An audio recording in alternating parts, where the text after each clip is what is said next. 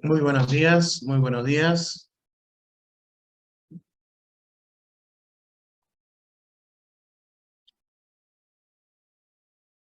Muy buenos días, chicos. ¿Cómo están? Muy buen día. Sírvanse a recoger sus materiales que están en el drive.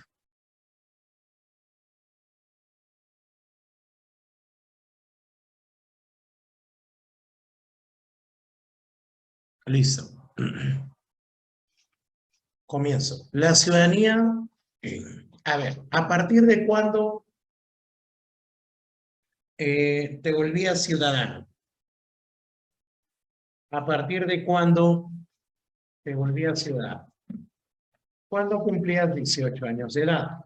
¿Y qué te daba la ciudadanía? ¿Qué cosa te daba la ciudadanía? ¿Qué capacidad te daba la ciudadanía? ¿Mm? Ejercicio plena. ¿Y qué significa eso de capacidad de ejercicio plena?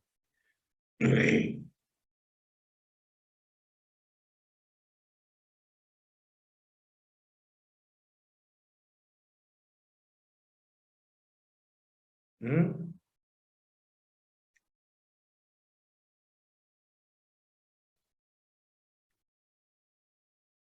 ¿Nada?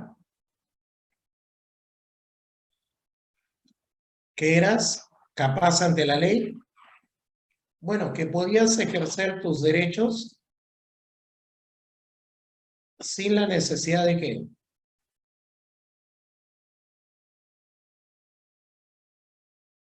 de un representante. ¿Quién es ese representante? Tus padres, ¿correcto? Tus padres. Ah, tus padres. Una consulta. ¿Y tus padres cómo se llamaba esa capacidad que tenían?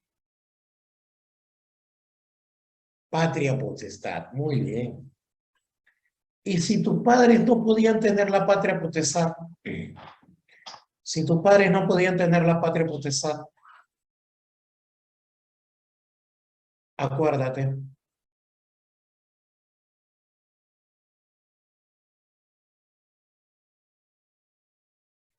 Exacto, exacto. Correcto. Menos mal que ya no dices apoderado, ¿no? ¿Te acuerdas? Muy bien.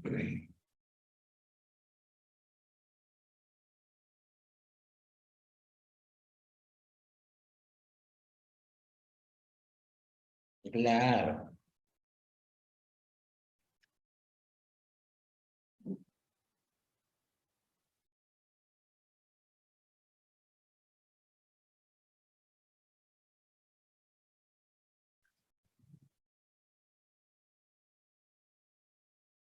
correcto. Punto aparte. Pero habrán algunos menores de edad que podían tener también esa capacidad de ejercicio plena.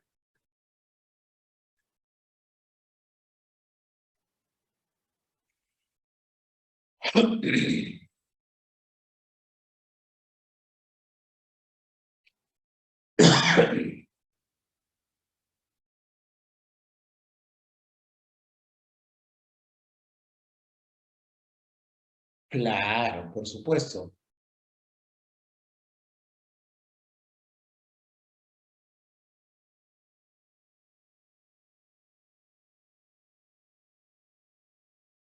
Los emancipados. ¿Qué más? Y los menores de edad que se habían que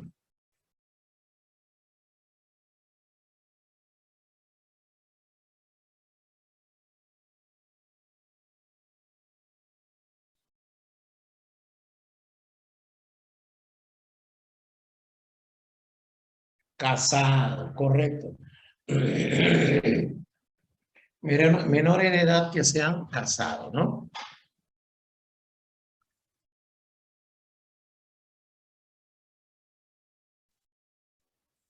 Ujú. Y a quienes siendo mayores de edad a quienes siendo mayores de edad, repito, a quienes siendo mayores de edad, le podían quitar esa capacidad y nombrarles un curador.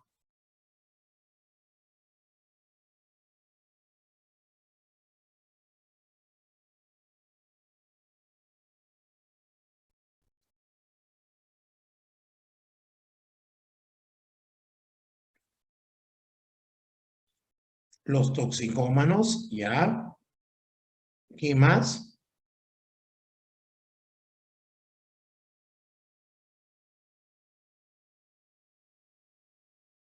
Los pródigos, los ebrios habituales.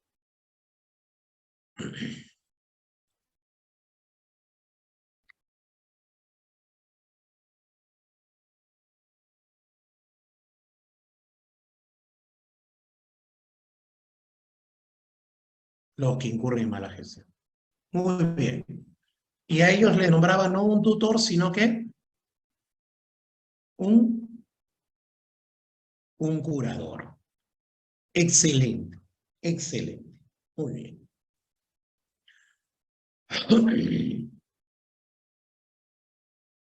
Muy bien. Bueno, chicos, entonces vamos a hacer algunas preguntas ya un poco más difíciles. La ciudadanía se adquiere a los 18 años. ¿Necesitas algún documento para ser ciudadano? Repito, ¿necesitas algún documento para ser ciudadano? ¿Mm?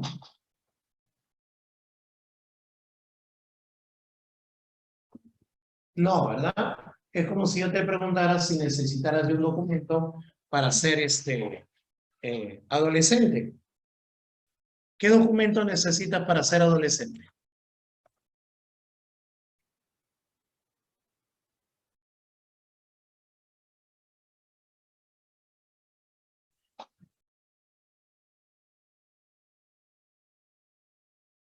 No hay.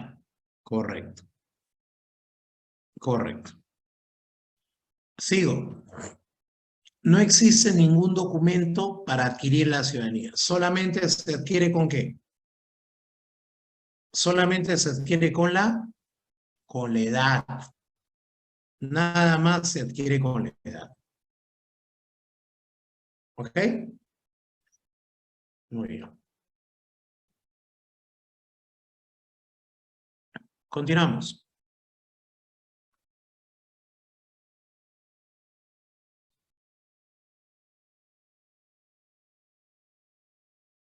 Pero para el ejercicio de la ciudadanía, ¿qué se requiere? Ya esa es otra pregunta. O sea, para adquirir necesitas la edad. Y para el ejercicio requieres de la inscripción electoral. Perfecto. Requieres de la inscripción electoral. Claro, es totalmente distinto.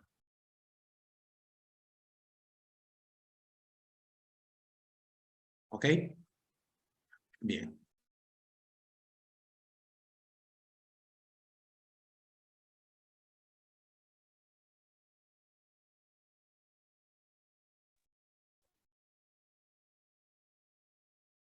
Continuamos. ¿Puede ser un extranjero o ciudadano peruano? Sí, siempre y cuando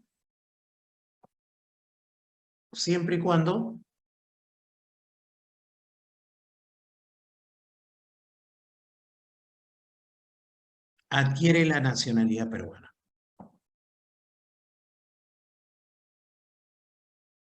Siempre y cuando adquiere la nacionalidad peruana.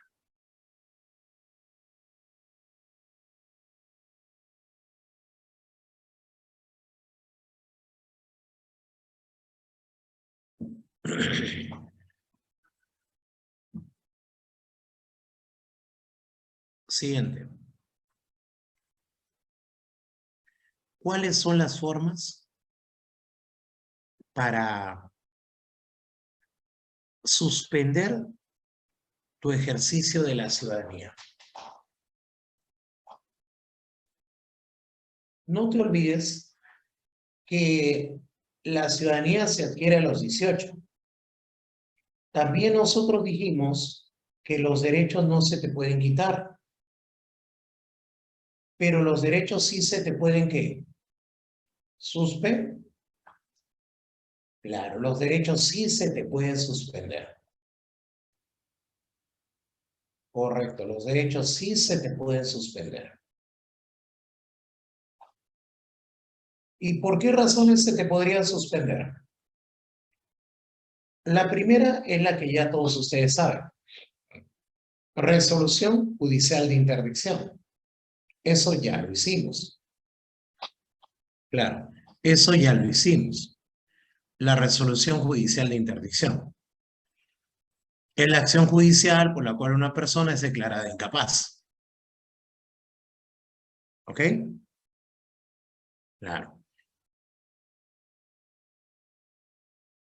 Ahora, la siguiente sería por sentencia con pena privativa de la libertad. ¿Qué significa eso? Que un juez te ha declarado ¿qué cosa? Culpable. Claro, que un juez se te ha declarado culpable.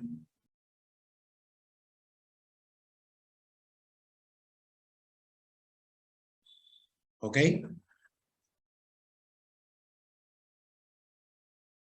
Listo. O sea, hay una sentencia, pues.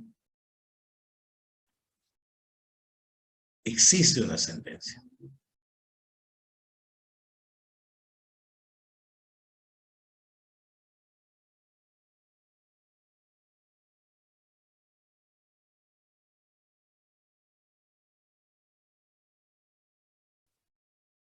Pero también hay otra situación en donde estás en la cárcel y no se te ha declarado culpable.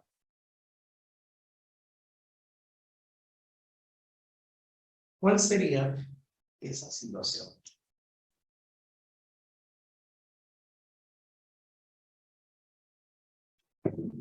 ¿Cuál sería esa otra situación en donde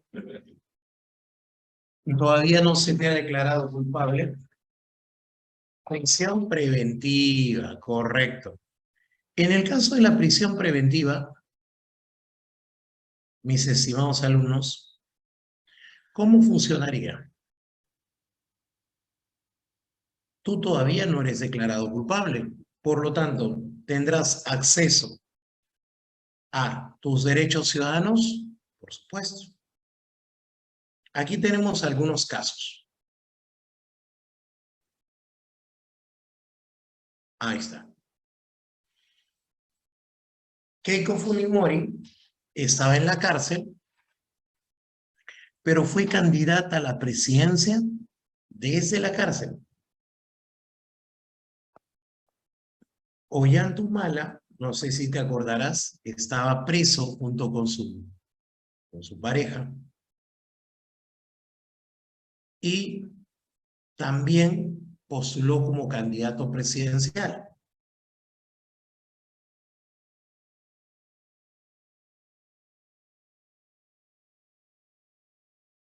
Y no nos olvidamos de Gregorio Santos, que también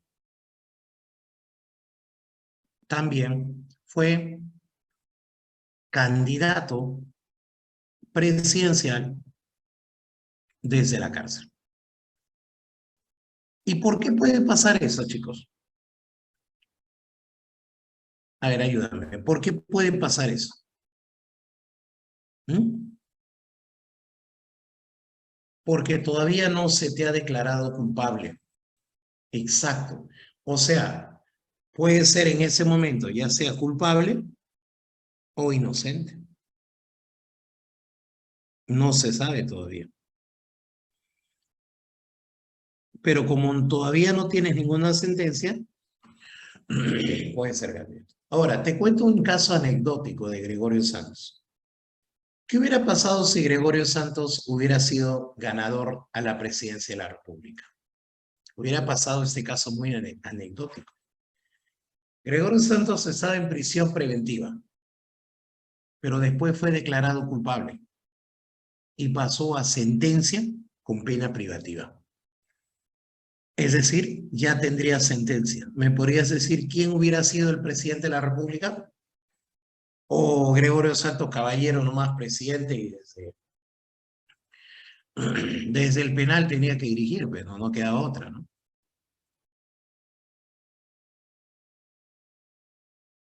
Obviamente que no. El primer vicepresidente. El primer vicepresidente. Seguimos. Seguimos. Eh, Después tengo... una pregunta. ¿Los presos pueden votar?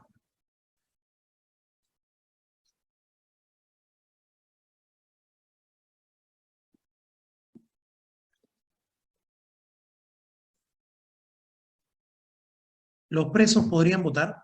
Obviamente que no. No los que tienen que sentencia. Pero los que están en prisión preventiva no deberían tener esa oportunidad. Sí, pero lamentablemente no, la OMP no ha puesto mesas de sufragio en la cárcel. Debería, pues, ¿no?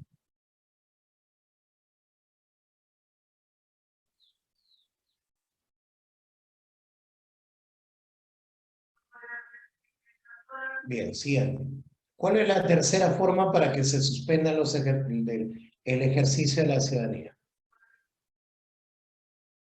La otra forma es por sentencia,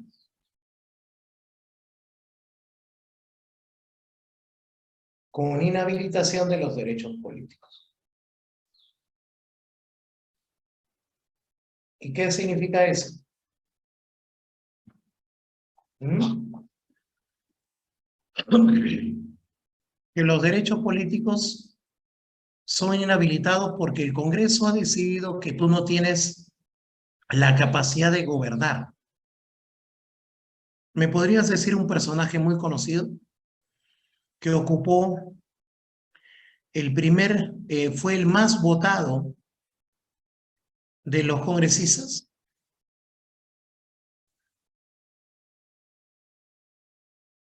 Claro, ¿de quién estamos hablando ahí?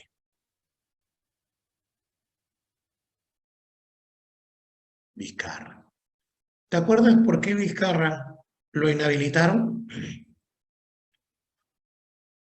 Por la mentira que dijo sobre qué. A ver quién se acuerda de eso.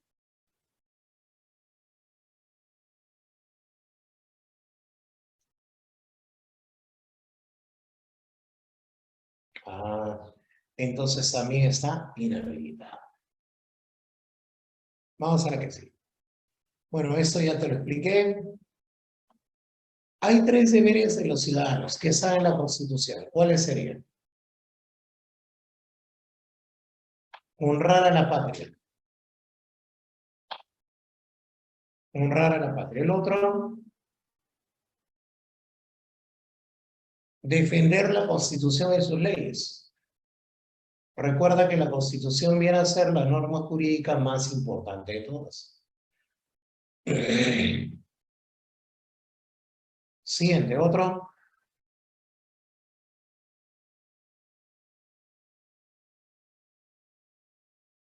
Pagar los tributos. Y tú sabes que en economía, ¿por qué son importantes los tributos?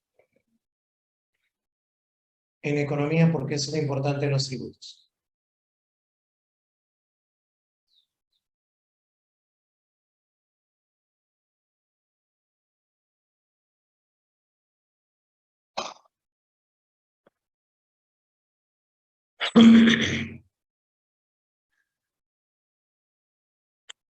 Porque de los tributos es lo que se hacen las diferentes obras. Bien, vamos a hablar ahora de los mecanismos de participación ciudadana que existen avalados en el artículo 2 y en el artículo 31. Bien, tienes que memorizar esos 4 derechos de participación. El primero, el sufragio o derecho al voto. Bien, antes algunas preguntitas ping-pong. ¿Los policías y militares pueden votar?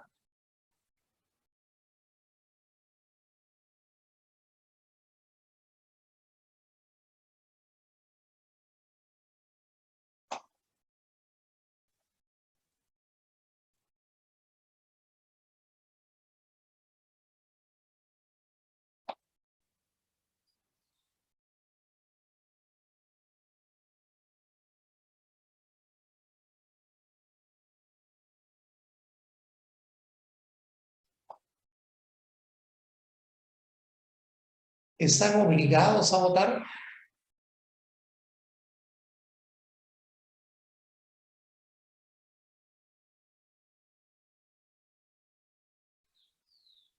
No. Siguiente pregunta. ¿Los menores de edad pueden votar?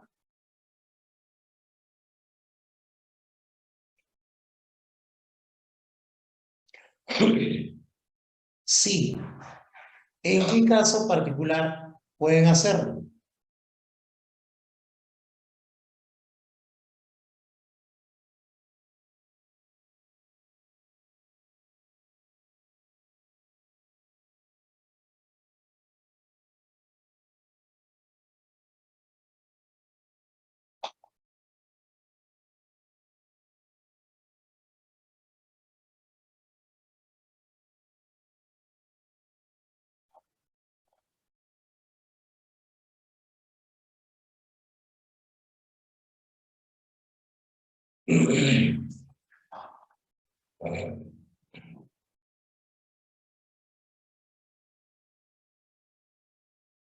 Claro, emancipación y matrimonio.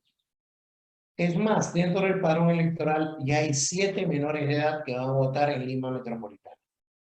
7 menores de edad en Lima Metropolitana. No tengo el dato en otros distritos, ni en otras provincias. Más adelante supongo que me enteraré. Sigo. Sigo.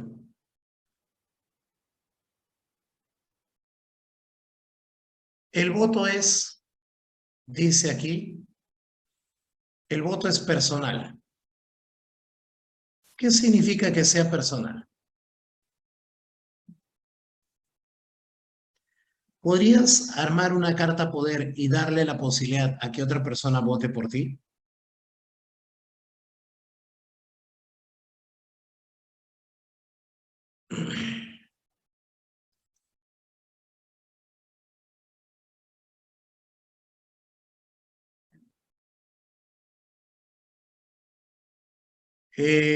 Luis me pregunta para qué sirve la inscripción electoral, para estar en el padrón electoral, para estar en el padrón electoral, es decir, para poder estar en la lista de los que van a votar este octubre.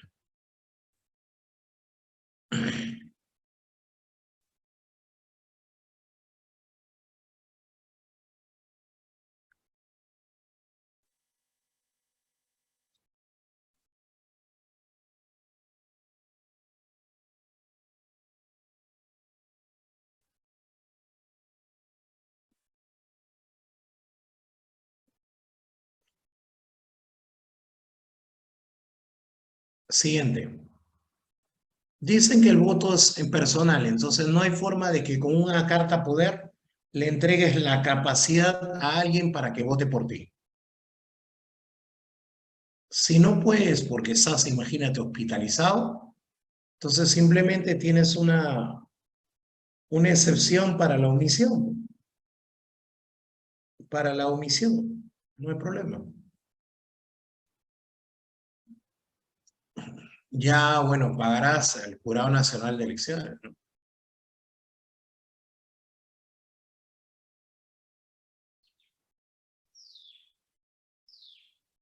o darás pues tu descargo de no pago. Bien, ¿qué significa igual? ¿Cuál es el voto que importa más? ¿El de tu mamá, el de tu papá o el tuyo? ¿Cuál voto pesa más?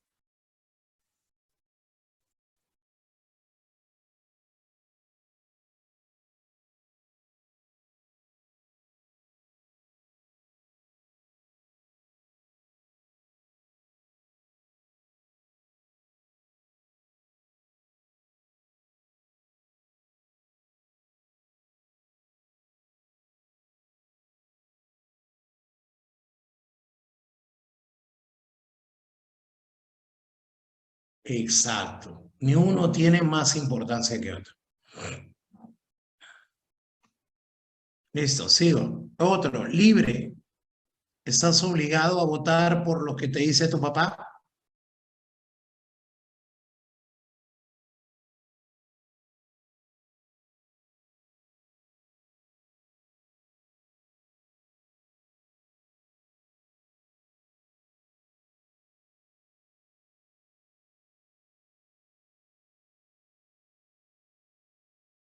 Sigo. Eh, secreto, no vas a compartir la información a menos que tú quieres. ¿Ya? Y obligatorio, si no, ¿qué? Multa, multa. ¿Hasta qué edad? Claro, 70 años. Yo no sé por qué hay algunos alumnos, no sé si tú lo conoces, que dicen 65, confundiéndose con la edad de jubilación.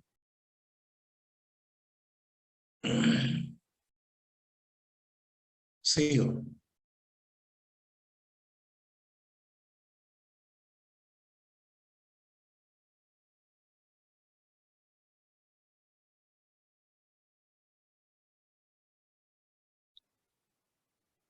Más allá de los 70 años, ¿el voto será obligatorio? No, es facultativo. Facultativo. O sea,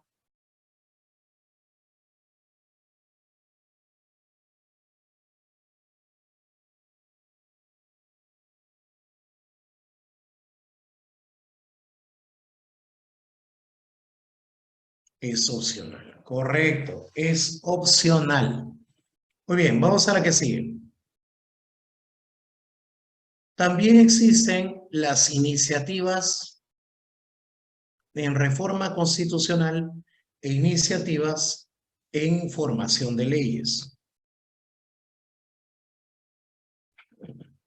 Bien, ¿qué es esto? Cualquier ciudadano, repito, cualquiera, tiene la posibilidad de idear, de que en su cabecita loca se le ocurra alguna ley o algún cambio en la constitución política. Pero esa idea tiene que estar secundada por firmas de ciudadanos que también quieran lo mismo.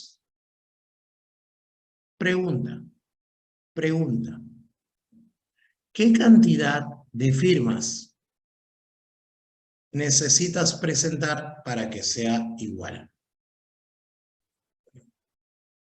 A ver, primero necesito que me digas cuánto es la población electoral, pero un ratito. Para eso necesitamos saber cuántos ciudadanos hay. O sea, dime primero cuántas personas hay en el país de acuerdo al censo. ¿Mm?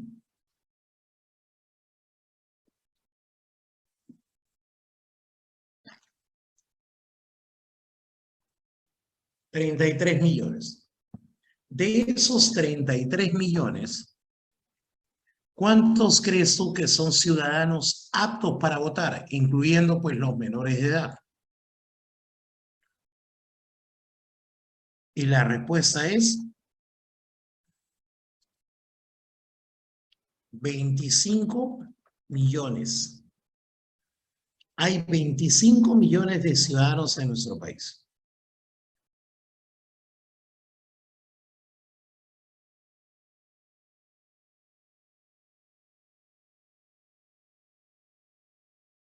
Ahora, saca el 0.3% de 25 millones.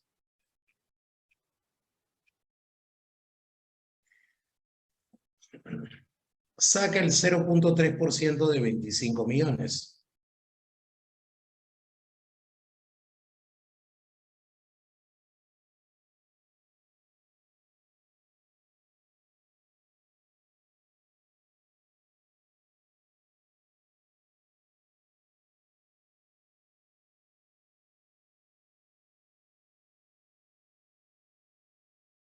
¿Nada? No. Uy, ay, ay. 75,000 firmas necesitas. ¿Para qué? Para que sea aceptada tu iniciativa. 75,000 personas, ¿ya? 75,000 personas que quieran tu misma iniciativa o tu misma idea de ley. ¿Ok? Vamos a suponer que sí, vamos a suponer que sí. Logras juntar esa cantidad. Vamos a suponer que sí. ¿Ya? Mi pregunta es, ¿ya es una ley? ¿Ya con eso se cambia la Constitución? ¿Mm? ¿Tú qué dices? ¿Ya con eso se cambia la Constitución?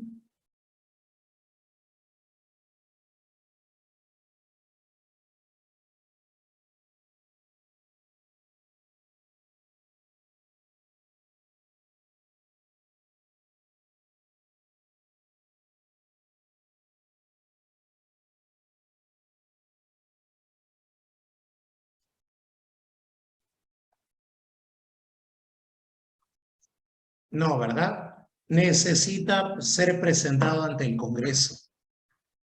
Repito, necesita ser presentado ante el Congreso. ¿Ok? Necesita ser presentado ante el Congreso. Entonces, no es así de fácil. Claro. Y el Congreso tiene que aprobarlo en la comisión dictaminadora. Repito, el Congreso tiene que aprobarlo la comisión dictaminadora. Y el dictamen favorable tendrá que ser discutido en pleno. Y recién por votación se hará. Profesor, muchas iniciativas entonces no llegan a ser ni leyes ni tampoco cambios de reforma constitucional. Correcto, porque el Congreso no lo desea. Entonces, ¿qué pasó con mis 75,000 firmas? Bueno, quedará como una iniciativa en archivo.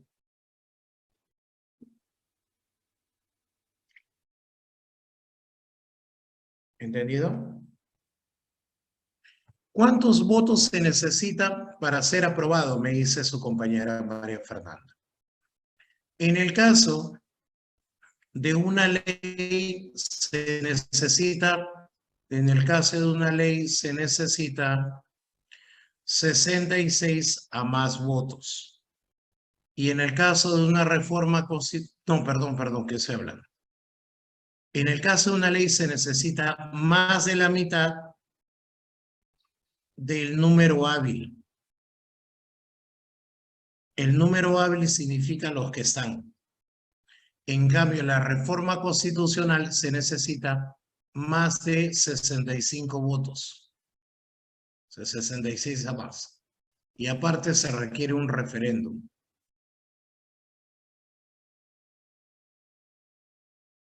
O sea, una consulta popular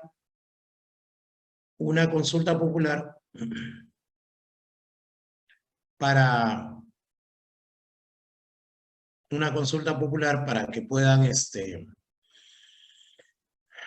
de los ciudadanos decir sí o no estamos de acuerdo con la reforma.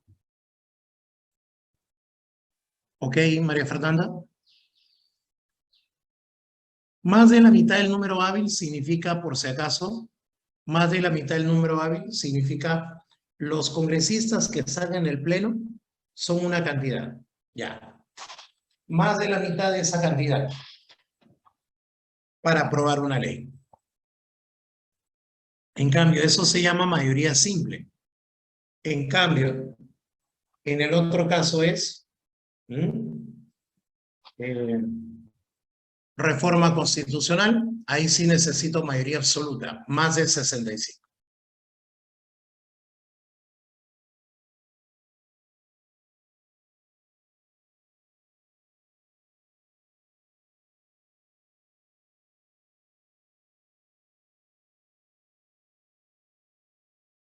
Listo. Bueno, profe, al menos mi idea fue escuchada. Sí, ¿no? Siguiente. ¿Qué viene a ser el referéndum? El referéndum es una consulta popular, una consulta que se le hace más de 65, o sea, 66 a más. Claro, una consulta que se le hace a el pueblo, donde las únicas respuestas válidas son o sí o no. Esas vendrían a ser las únicas respuestas válidas, o sí o no.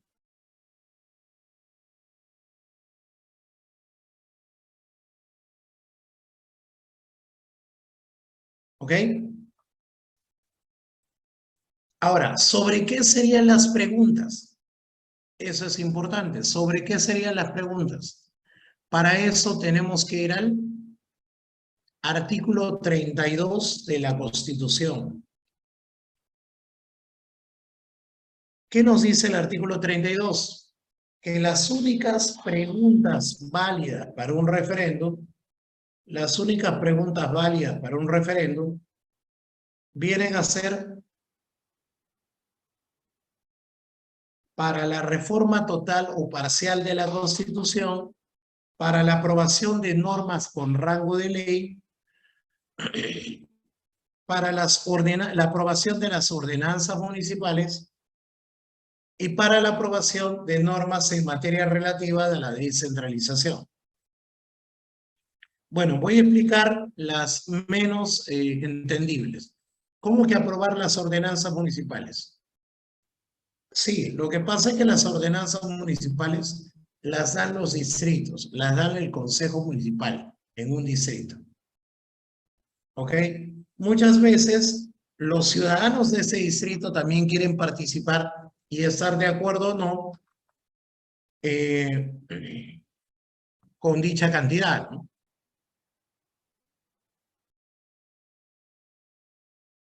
Entonces, la ordenanza municipal puede ser previamente consultada a los ciudadanos del distrito, si están o no están de acuerdo con la aprobación de dicha ordenanza. ¿Y qué cosa es la materia relativa en descentralización? Eso fue creado por Toledo. Lo que pasa es que Toledo quería una regionalización, o sea, hacer que los 24 departamentos y la provincia constitucional del Callao formen regiones. Entonces les hicieron unas preguntas a los ciudadanos de los departamentos. ¿Quisieras que tú, que vives en el departamento tal, se junte a otro departamento y los dos formen una región? Y los ciudadanos respondieron no. Y por eso que es un desastre la regionalización. Tan es así, chicos, que eh,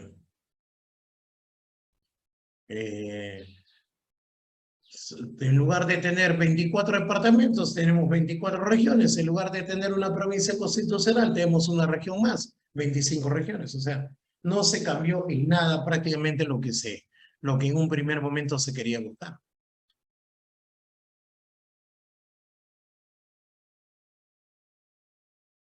Aquí tengo algunos casos, a ver si te acuerdas. Uno primero fue el cambio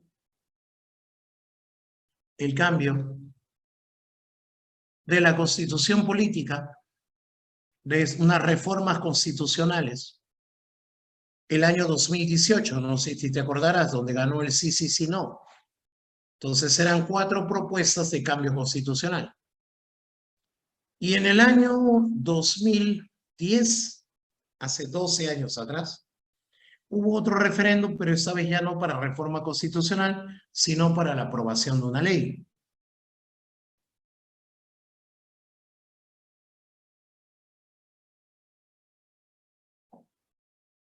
Era pues la ley, crear la ley de la devolución de dinero ya del FONAVI. Entonces, en eso consisten los referéndums. Ahora, tú le puedes pedir, repito, tú le puedes pedir al Estado que te proponga un referéndum. Tú se lo puedes pedir. Pero eso sí, bajo lo siguiente, ¿no? Bajo lo siguiente. De que los ciudadanos deben juntar 10% de firmas del electorado nacional. ¿Quién tiene buena memoria? ¿Cuántos ciudadanos eran? 25 millones eran. ¿Cuánto será el 10%? 2.500.000 firmas. ¿Para qué? 2.500.000 firmas para solicitar un referéndum.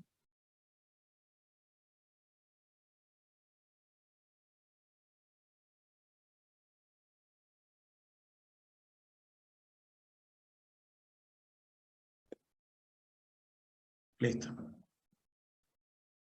Después tenemos los derechos de control. Nosotros podemos sacar a las autoridades que hemos elegido.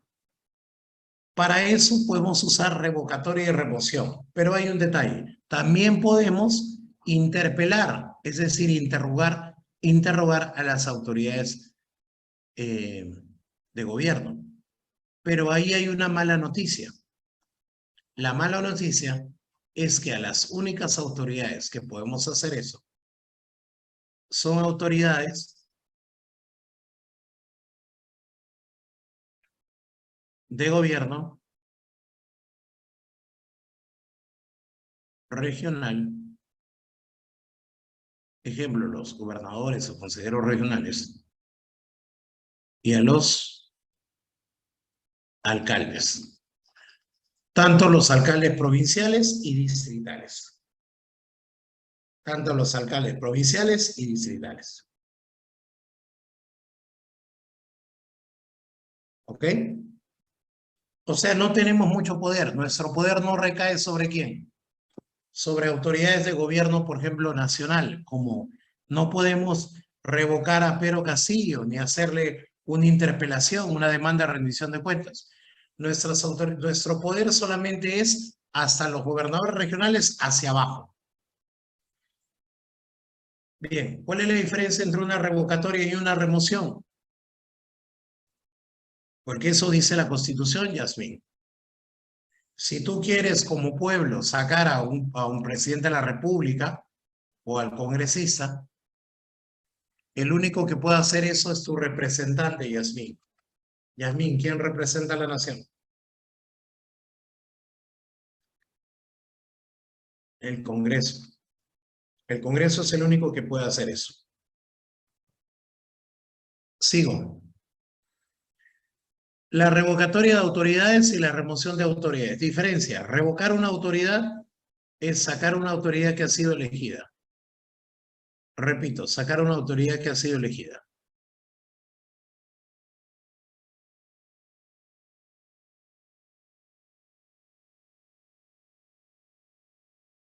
Y remover, sacar una autoridad que ha sido designada. Ayúdame, ¿cuál es la diferencia? ¿Cuál es la diferencia? Revocar es autoridad que fue elegida por el pueblo y remover autoridad que fue designada por otra autoridad.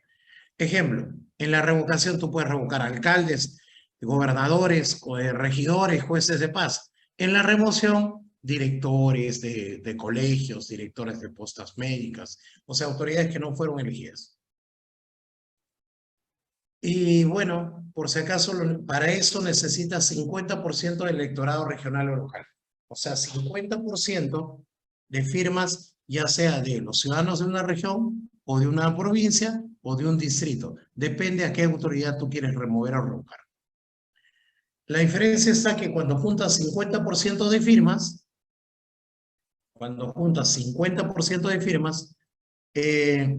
solamente con eso sí retiras a la autoridad automáticamente. En cambio, cuando juntas 25% para una revocatoria, no lo vas a retirar automáticamente, sino es para iniciar el proceso. Repito, para iniciar el proceso. Como por ejemplo lo que le pasó a la exalcaldesa Susana Villarán. Claro, a ella se juntó 25% de firmas, pero no fue para retirar a la autoridad inmediatamente, sino para eh, convocar a una revocatoria en donde tu papá tenía que marcar el sí o el no. Si quiero revocarla, no quiero revocarla. Claro, no es inmediato. Y por último, la demanda de rendición de cuentas, igual, solamente para autoridades regionales y locales, es para interpelarlos sobre qué están haciendo con nuestro dinero. Repito, sobre qué están haciendo con nuestro dinero. Muy bien, vamos a las claves. Vamos a la pregunta número 1. 1, casa. 2, dedo. 3, avión. 4, avión. Y 5, dedo. Bien, chicos, nos estamos viendo la próxima semana. Muchísimas gracias y a protegerse del frío. Y continuamos con ciudadanía. La próxima semana, full práctica. Quizzes. Listo, nos vemos. Gracias.